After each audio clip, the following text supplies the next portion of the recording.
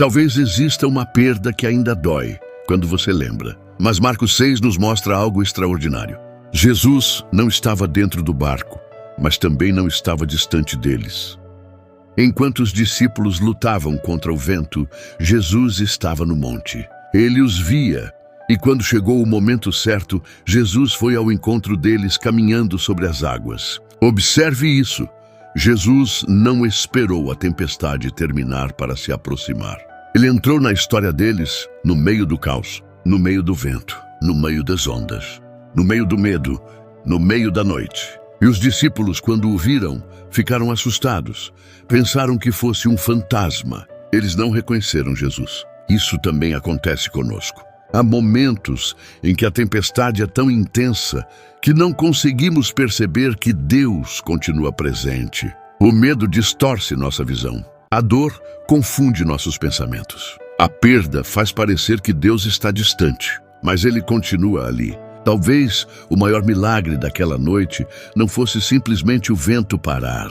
Talvez fosse os discípulos descobrirem quem Jesus era no meio daquela tempestade. Porque existem coisas sobre Deus que aprendemos somente quando atravessamos determinados mares. Na bonança, falamos sobre a fidelidade de Deus. Na tempestade, nós a experimentamos.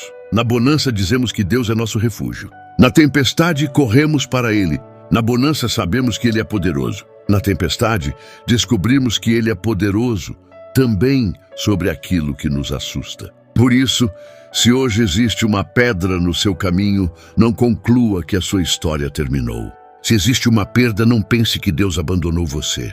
Se existe uma tempestade, não significa necessariamente que você está no caminho errado. Às vezes, a tempestade está no caminho porque Deus ainda está conduzindo você para o outro lado.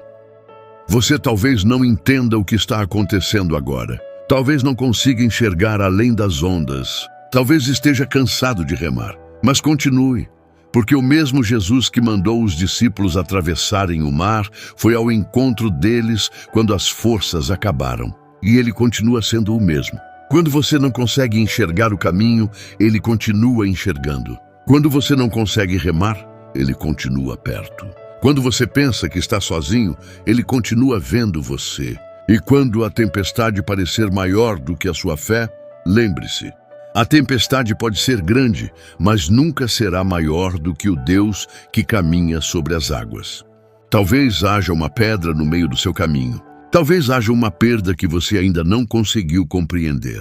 Mas a pedra não é o fim da estrada. A tempestade não é o